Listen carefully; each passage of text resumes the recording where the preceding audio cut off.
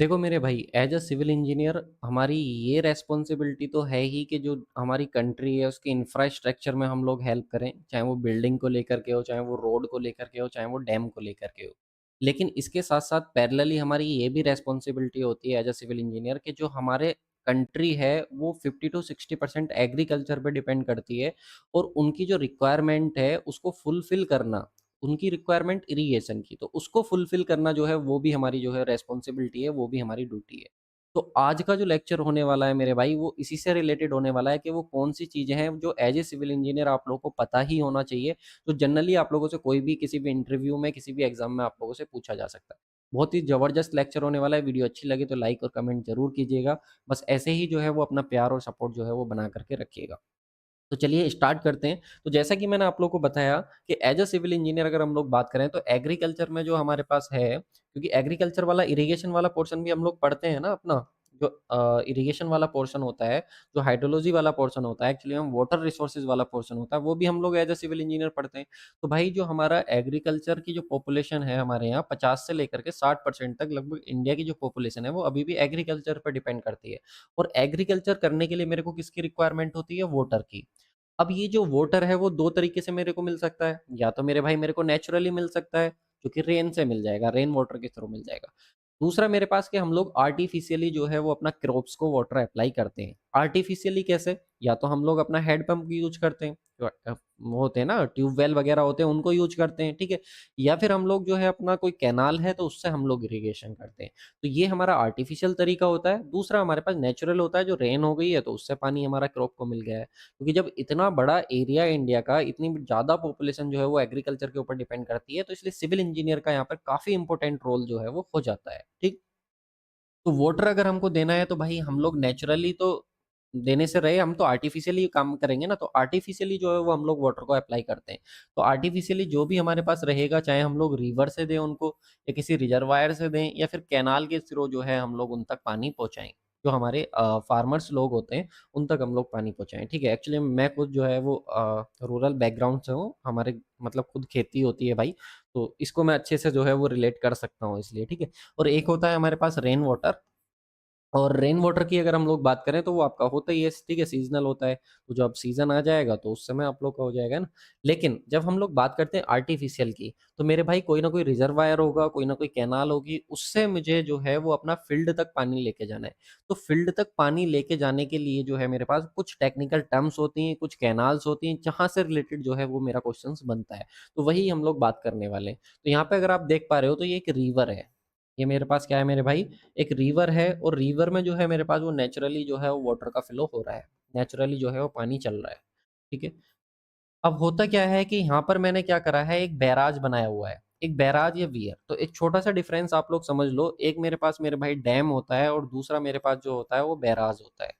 दोनों में क्या डिफरेंस होता है? तो जो डैम होता है ना, वो मेरा यूज़ होता है वाटर को स्टोर करने के लिए। अगर मुझे पानी को स्टोर करना है तो उसके लिए मैं यूज़ करता हूँ अपना डैम का, और जब मुझे वाटर के फ्लो को डाइवर्ट करना है, वाटर के फ्लो को क्या करना है मेरे भाई, डाइवर्ट करना है, एक डायरेक्शन से दूसरी डायरेक्शन में उसको ट्रांसफर करना है, तो उसके लिए मैं यूज़ करता हूँ अपना किसका, बैराज का। तो यहाँ पे देखो ज़रा, अगर मेरा पानी इधर जा रहा था तो मैंने यहाँ पे एक बैराज बनाया हुआ है, एक बियर बना हुआ है, तो जिसकी वज़ह से मैं टेम्परेरी यहाँ पे पानी रोकूँगा।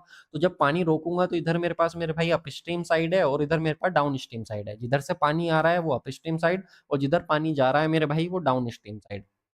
तो इधर वाटर का लेवल मेरा ज़्यादा हो जाएगा, तो वाटर का लेवल ज़्यादा हो जाएगा और इधर वाटर का लेवल मेरा कम हो जाएगा। तो ये जो ज़्यादा वाटर लेवल मेरा हुआ है, इसको अब मैं दूसरी जगह अपना ट्रांसफ़र कर सकता हूँ।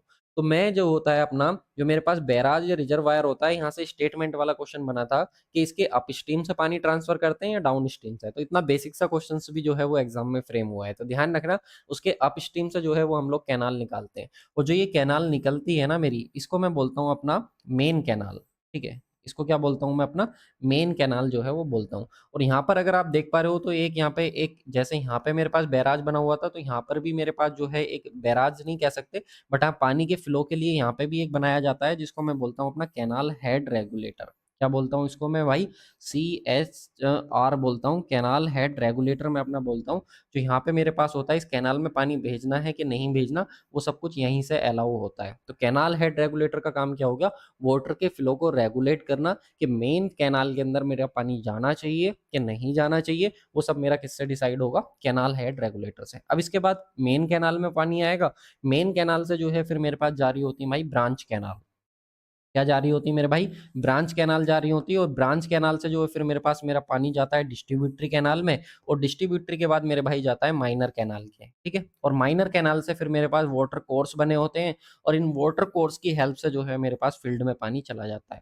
अब यहाँ पे दिमाग में एक क्वेश्चन आएगा कि सर मुझे ये इतना सब करने की जरूरत क्या थी, मेन कैनाल से ब्रांच, ब्रांच से डिस्ट्रीब्यूटरी, पहले आपने मेन बनाई, फिर उसके बाद आपने ब्रांच बनाई, फिर हमने जो है वो डिस्ट्रीब्यूटरी कैनाल बनाई, फिर हमने जो है वो माइनर, और फिर हमने वाटर कोर्स बनाया। तो देखो एक्चुअली में हमने इसको ऐसे याद करा हुआ एमबीडी क्या है कि हम एक्चुअली में जो है ना यूपी के मुरादाबाद डिस्ट्रिक्ट से हूँ, तो मुरादाबाद को शॉर्ट में एमबीडी लिखते हैं, तो मुझे तो भाई इस तरीके से याद है एमबीडी। आप जैसे चाहो वैसे याद कर सकते हो, ठीक है। तो यहाँ पे मेरे पास मेन हो गया, फिर ब्रांच हो गया, फिर मेरे पास जो है वो डिस्ट्रीब्यूटरी कैनाल हो गया, उसके बाद फिर माइनर ही आएगा, ऑब्वियस सी बात है, माइनर और वाटर कोर्स।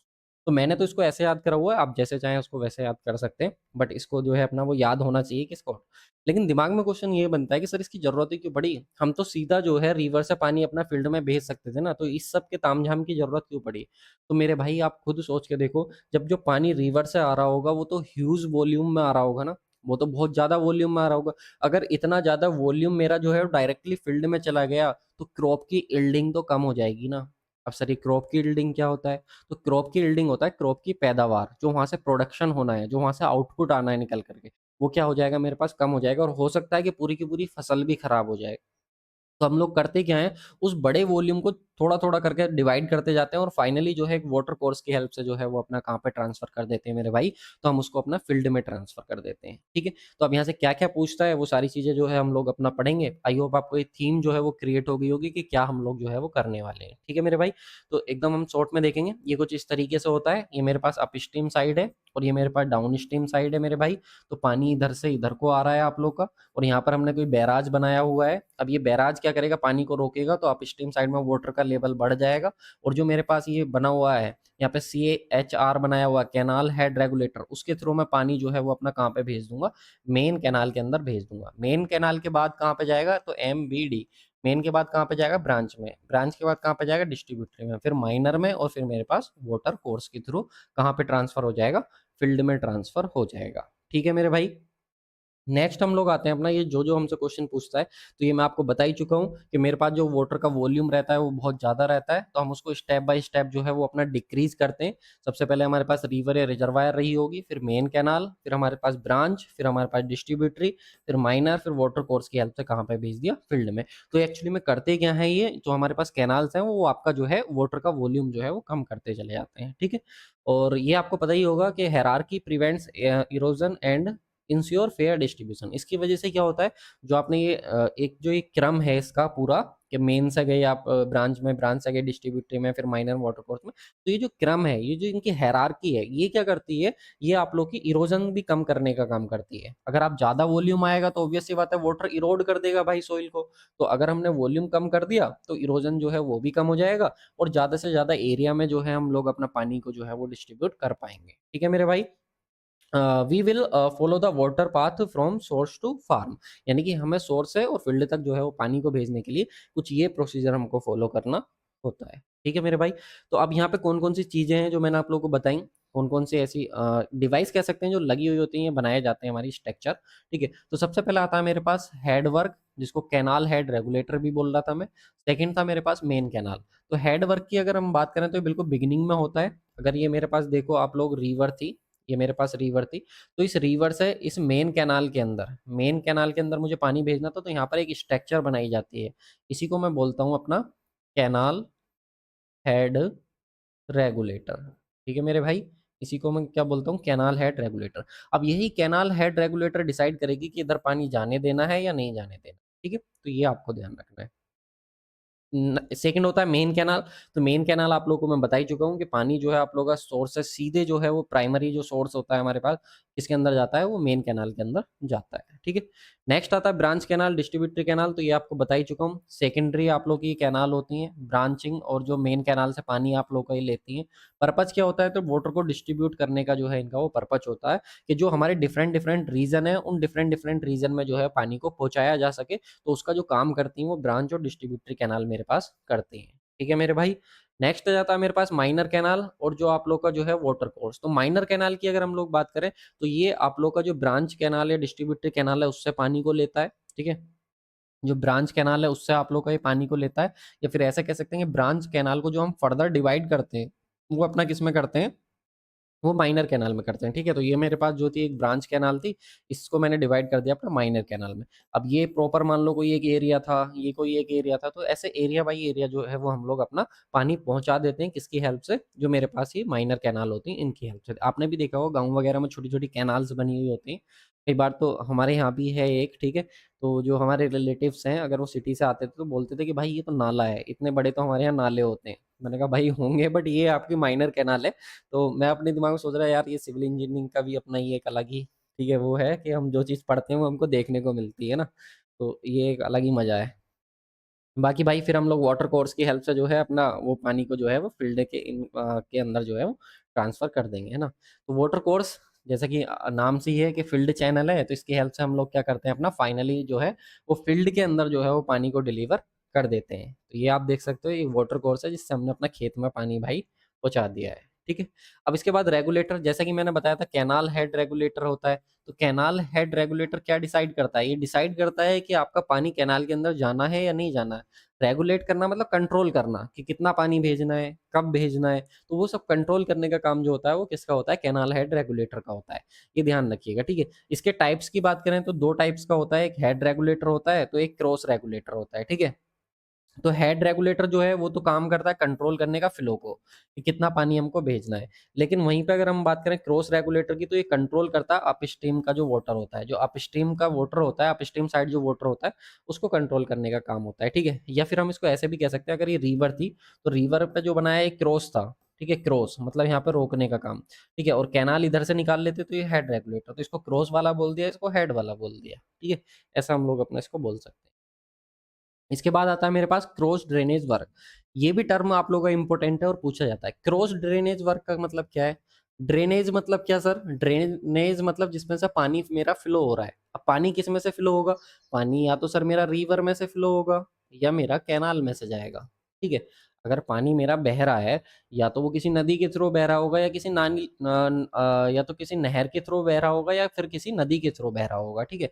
तो अगर आपको उस ड्रेनेज को, जो ड्रेनेज है जिससे मेरा पानी जो है वो बह रहा है, उसको आपको क्रॉस करना है, तो उसको कैसे क्रॉस करोगे? या तो उसके ऊपर कोई ब्रिज बनाओगे, या फिर कोई कलवर्ट बनाओगे। जैसे अगर देखो तो ये मेरे पास नदी थी, तो इस नदी को मुझे क्रॉस करना था तो मैंने क्या बना दिया, ब्रिज। वैसे ही देखो ये कोई नहर थी, इस नहर को अगर मुझे क्रॉस करना था तो मैंने क्या बना दी, कलवर्ट, जिसको पुलिया भी बोलते हैं भाई। हमारे यहाँ लोकल लैंग्वेज में इसको पुलिया बोलते हैं। आपके यहाँ भी कुछ ना कुछ बोलते होंगे। ठीक है। जो छोटी नहर को क्रॉस कराती है। तो ये मेरे पास ड्रेनेज था, इसको क्रॉस कराने का काम किसका हुआ, या तो ब्रिज का हुआ या कलवर्ट का हुआ।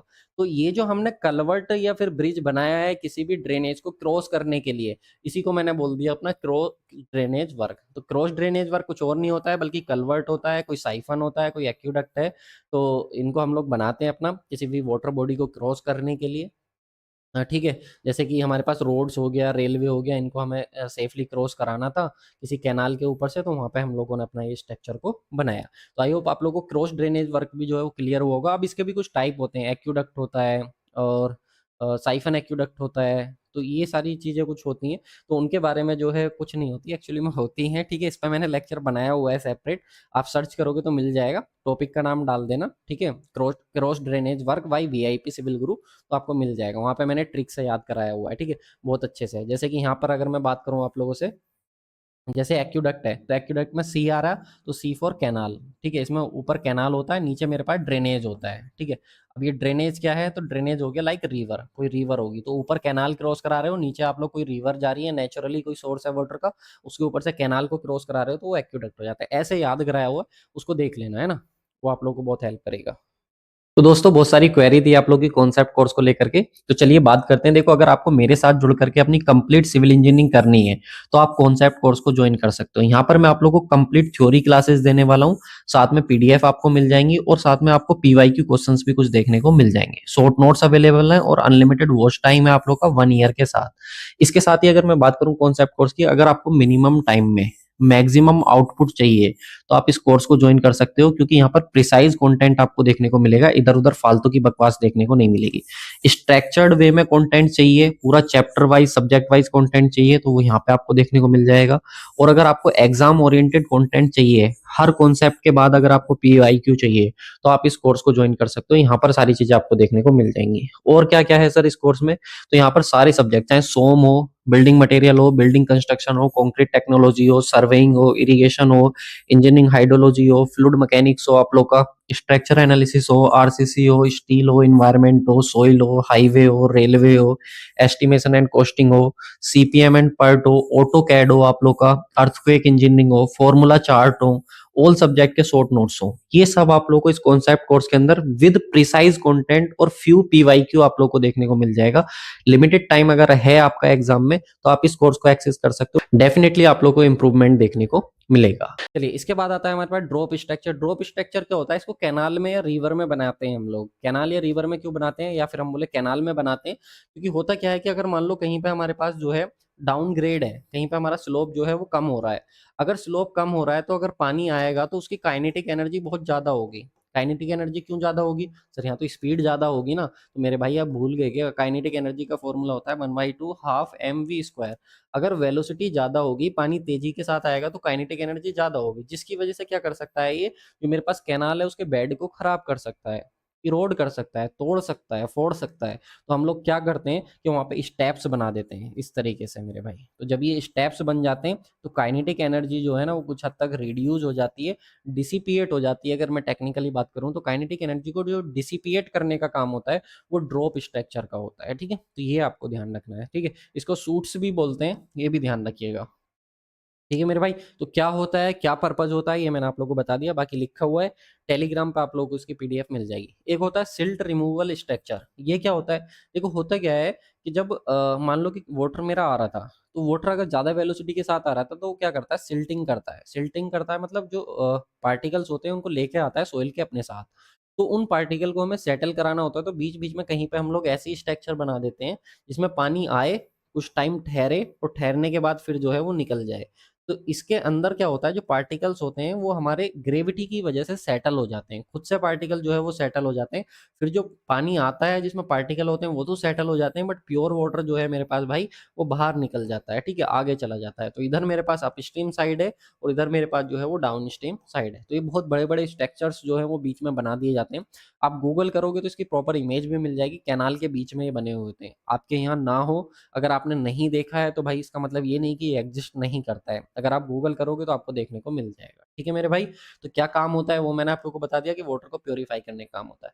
नेक्स्ट आप लोगों से पूछता है कंट्रोल मॉनिटरिंग सिस्टम क्या होता है। तो नाम से क्लियर हो रहा है वाटर को कंट्रोल करना। ठीक है, तो ये गेट वाल्व्स होते हैं, पानी को अलाउ करेंगे, पानी जाने देना कि नहीं जाने देना। फ्लो मीटर्स होते हैं जो फ्लो का बताते हैं कि कितना डिस्चार्ज गया है, कितना जा रहा है। करंटली जो पानी फ्लो हो रहा है आपका ड्रेन हेड रेगुलेटर से, वो कितना डिस्चार्ज जा रहा है। ठीक है, कितना डिस्चार्ज है उसको मेजर करके देते हैं। और मॉनिटरिंग आप लोग जो है वो कर पाते हो, कंट्रोल कर पाते हो। ठीक है, कहीं पे अगर मान लो भाई पानी ऊपर से ज़्यादा आ रहा है, फ्लड के चांसेस हैं, तो आपको पानी भेजना पड़ेगा। ठीक है, तो वो सब आप लोग का जो है इसी के अंदर आता है। ठीक है, अगला आता है प्रोटेक्शन मेजर। ये भी एक इंपॉर्टेंट टर्म है जो हमारा यूज करा जाता है कैनाल में। एक्चुअली में कई बार आप लोगों ने देखा होगा कहीं कहीं पर जो कैनाल होती है ना, वो तो उसकी जो वॉल्स होती हैं, कैनाल जो होती है वो ट्रेपेजियम शेप की होती है। ठीक है, वैसे ट्रेपेजियम की नहीं होती, इसको सेमी इलिप्टिकल बोलते हैं। अपने आप कुछ टाइम बाद जो है वो सेमी इलिप्टिकल हो जाती है, वो है ना, कुछ इस तरीके से हो जाती है ऑटोमेटिकली। ठीक है भाई, तो सेमी इलिप्टिकल हो जाती है, बट बनाते ट्रेपेजियम है, क्योंकि आपको पता ही होगा ये हाई इफिशिएंट और इकोनॉमिकल चैनल होता है हमारे पास ट्रेपेजियम, जिसको हम लोग अपना शेप मेंटेन करने की कोशिश करते हैं, बट ये ऐसी हो जाती है। अब होता क्या है, कई जगह आप लोगों ने देखा होगा जो कैनाल होती है ना, उसकी जो दीवारें होती हैं, ये वाली जो दीवारें होती हैं, ठीक है, ये तो होती है मिट्टी की बनी हुई होती हैं। लेकिन कई बार आप लोगों ने देखा होगा उन पे ईंटें लगा देते हैं, ब्रिक्स जो होती है ना वो लगा देते हैं।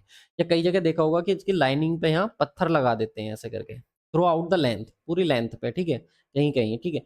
तो इसी को हम लोग बोलते हैं लाइनिंग। क्या बोलते हैं मेरे भाई? जो आपने यहाँ पे पत्थर लगाया ना, इसकी सरफेस है, यहाँ पर आप लोगों ने जो है पत्थर वगैरह बिछा दिया है या फिर आप लोगों ने ब्रिक बिछा दिया है, तो इसी को क्या बोल देता हूँ मैं, लाइनिंग बोल देता हूँ मेरे भाई। तो ये जो आपने लाइनिंग करी है ना कैनाल की, इसकी वजह से होता क्या है, जो बैंक है, जो किनारे हैं ना, वो सेफ हो जाते हैं। अब इसकी इसका फायदा ये देखने को मिलता है, इसकी वजह से सिल्टिंग कम होती है, स्कोरिंग कम होती है। सिल्टिंग और स्कोरिंग कम होने की वजह से हमें ज्यादा वेलोसिटी मिलेगी ना, तो ठीक ठाक वेलोसिटी मिलती है, तो सिल्टिंग और स्कोरिंग हमारी कम हो जाती है। तो ये बेनिफिट रहता है, जिसकी वजह से जो बैंक होते हैं ना, वो हमारे सेफ हो जाते हैं। तो यहाँ पे देख सकते हो आप, लाइनिंग करी हुई है, बट इस साइड हमने कुछ नहीं करा हुआ, जिसकी वजह से आप देख सकते हो यहाँ पे इरोजन हो गया, पानी आया होगा, बरसात हुई होगी, वो पानी नहर में आया होगा भाई, जब नहर में आया होगा तो यहाँ से टूट फूट हो गई होगी। लेकिन अगर लाइनिंग होती है तो प्रॉपर यहाँ पे स्पेस दिया जाता है कि अगर यहाँ पे बरसात हो तो पानी इधर आ जाए, तो वेजिटेबल वगैरह भी आप लोग रख सकते हो। तो ये सारे के सारे जो है वो टर्म्स होते हैं जो मेरे भाई पूछे जाते हैं। तो ये सब मैंने आप लोगों को बता दिया। हेड रेगुलेटर का काम वाटर को कंट्रोल करना होता है। मेन कैनाल आप लोगों को बता दिया, जिसमें पानी हाई वॉल्यूम में जाता है, फिर उससे ब्रांच कैनाल में, फिर माइनर कैनाल में, और फिर फाइनली आप लोगों का फील्ड में चला जाता है। रेगुलेटर जो कंट्रोल करता है। ड्रॉप स्ट्रक्चर जो काइनेटिक एनर्जी को कम करने का काम करता है। कंट्रोल सिस्टम जो आपको वाटर बताएगा कितना भेजना कितना नहीं भेजना। सिल्ट रिमूवल जो सिल्ट को रिमूव करेगा और वाटर को आपका प्योर करने का काम करेगा। क्रॉस ड्रेनेज वर्क, कोई वाटर बॉडी आ गई, उसको क्रॉस करने के लिए जो आप कलवर्ट या ब्रिज बनाते हो, तो वो क्रॉस ड्रेनेज वर्क हो जाता है। बाकी प्रोटेक्टिव मेजर होता है, जिसमें आप लोग जो है वो कैनाल की लाइनिंग कर देते हो। तो ये सारे कुछ टर्म्स थे जो एग्जाम और इंटरव्यू दोनों के लिए इंपॉर्टेंट है। आप लोग की बहुत रिक्वेस्ट आ रही थी, एक्चुअली में रिक्वेस्टेड वीडियो है आप लोगों की, जो मैंने यहाँ पे बना कर दी है आप लोग को, ठीक है। इसके बाद ही अगर हम लोग बात करें, तो आप भाई हमारे कोर्सेज को ज्वाइन कर सकते हो, हमारे साथ जुड़ करके अपने कॉन्सेप्ट्स को क्लियर कर सकते हो कॉन्सेप्ट कोर्स के थ्रू। बाकी आपको रिवीजन करना है तो मेरे भाई सिविल मास्टरमाइंड कोर्स आप लोग के लिए वरदान साबित होगा, ट्रस्ट में। आपके 10 से 15 मार्क्स बढ़ा के देगा, अगर 1 से डेढ़ महीना भी है तो एग्जाम में, ठीक है। उसके साथ ही अगर हम लोग बात करें सुदर्शन बैच की, तो सुदर्शन बैच में आप लोग का वन स्टॉप सॉल्यूशन है। आपको सारे क्वेश्चंस पीवाईक्यू चाहिए तो एक जगह आप लोग को मिल जाएंगे। बाकी गुप्ता एंड गुप्ता बुक का भी कंप्लीट सॉल्यूशन आप लोग को अवेलेबल हो जाएगा। तो इस सब के लिए आपको कुछ नहीं करना है मेरे भाई, वीआईपी सिविल गुरु का एप्लीकेशन डाउनलोड कर लेना है। बाकी अगर आपको इसकी पीडीएफ चाहिए क्लास की, तो आप टेलीग्राम को ज्वाइन करके रखना, वहाँ पर आप लोग को जो है पीडीएफ अवेलेबल हो जाएगी। तो thank you so much for watching this video. कैसी लगी वीडियो जरूर बताइएगा, कमेंट कीजिएगा भाई, आपके कमेंट और लाइक बहुत मैटर करते हैं। तो आप लोग सपोर्ट बना करके रखिएगा, कमेंट करते रहिए, जिससे कि मैं आप लोग के लिए ऐसे ही वीडियो जो है वो लेकर के आता रहूँ। देखो भाई, एग्जाम के लिए एक एक अटेम्प्ट जो होता है ना, वो बड़ा इंपॉर्टेंट होता है। कहीं पे आपने पैसा लगाया और कहीं पे आपने टाइम लगाया, तो पैसा तो आपका वापस आ जाएगा, लेकिन जो टाइम आपने इन्वेस्ट कर दिया ना, वो वापस नहीं आएगा। तो सही जगह टाइम इन्वेस्ट करना और सही जगह पैसा इन्वेस्ट करना बहुत ज्यादा जरूरी हो जाता है। तो आप सब लोगों की डिमांड पर जो हमारा कोर्स चल रहा है, सिविल मास्टरमाइंड कोर्स, जिसमें आप लोगों ने सबसे ज्यादा प्यार दिया है, सबसे ज्यादा स्टूडेंट का सपोर्ट इस कोर्स पे मुझे देखने को मिला है, जो ट्रिक बेस्ड रिवीजन कोर्स है, ये अपने आप में रेवोल्यूशन है सिविल इंजीनियरिंग में, क्योंकि एक यूनिक कोर्स, ऐसा कहीं पर भी कोई भी कोर्स जो है अवेलेबल नहीं है। अगर आप लोग के कुछ मार्क्स से सिलेक्शन रुका हुआ है, अगर आप लोग की स्पीड नहीं आती, आप लोग की एक्यूरेसी नहीं आती और आपको सिलेक्शन चाहिए, तो ये कोर्स आप लोग के लिए one of the best course होने वाला है। और साथ में लाइफ टाइम एक्सेस आप लोग को यहाँ पे देखने को मिलेगा। इस कोर्स में क्या क्या है तो देख लो। सबसे पहले तो डेमो क्लासेस हैं, आप आराम से जाकर के चेक करो। इसके बाद फैक्चुअल डेटा विद ट्रिक्स आप लोग को देखने को मिलेगा। सब्जेक्ट वाइज रिवीजन, सभी सब्जेक्ट का रिवीजन आप लोग को यहाँ से देखने को मिलेगा। मिक्स्ड पीवाईक्यू, जो अभी लेटेस्ट एग्जाम हुए उनके 2500 पीवाईक्यू मैंने यहाँ पे कराए हुए हैं। साथ में जो सिविल इंजीनियरिंग के फॉर्मूला है, वो भी मैंने आप लोग को ट्रिक से यहाँ पे याद कराए हुए हैं। और जो भी हमारे फील्ड और लैब टेस्ट होते हैं, क्योंकि आजकल बहुत सारे क्वेश्चन जो है वो फील्ड और लैब टेस्ट से पूछे जाते हैं, तो वो सब आप लोग को इस कोर्स में देखने को मिल जाएगा। तो one of the best course है। अगर आप लोग को रिवीजन करना है और आपका कोई भी एग्जाम है जिसमें 1 से डेढ़ महीना अगर बचा हुआ है, तो ये कोर्स आप लोग के लिए एक वरदान साबित होगा। सही जगह अपना पैसा और टाइम दोनों इन्वेस्ट करो, क्योंकि एक बार अगर टाइम गया तो फिर वो वापस नहीं आने वाला है। तो अगर आपको इस कोर्स का एक्सेस चाहिए, तो सिंपल आप वीआईपी सिविल गुरु का एप्लीकेशन डाउनलोड कर लेना, और वहां पर आप लोग जैसे ही अपने मोबाइल नंबर से लॉगिन करोगे, तो वहां पर आप लोग को सारे कोर्सेज का एक्सेस देखने को मिल जाएगा, लाइफ टाइम एक्सेस के साथ है। कभी भी आपका एग्जाम हो, इससे रिवीजन करो और जाकर के पेपर दे।